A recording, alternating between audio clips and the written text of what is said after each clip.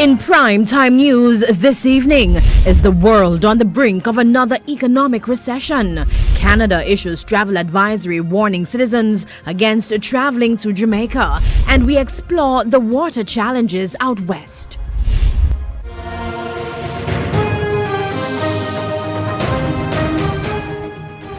Good evening and welcome to Primetime News on air and online at onespotmedia.com. I'm Archibald Gordon. And I'm Janella Precious. Also this evening, the top business stories of the day. Herman Green has our preview. Herman.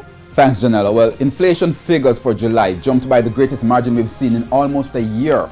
By how much? What's the new rate? What caused it? I'll give you all the details later in the business day. And from Herman, we go to Karen at the sports desk. What's happening there? Thank you very much, Archie. Well, the local governing body for Jamaica's track and field has U-turned on its hard stance on 2015 World Champions' eligibility to compete at the Qatar World Championships. I will tell you all about it in Primetime Sports. What does this mean for Danielle Williams?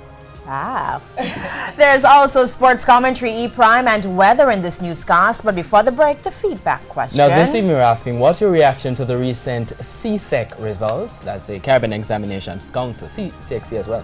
Yes, you can share comments online, facebook.com/Television Jamaica, and tweet us at Television Jam.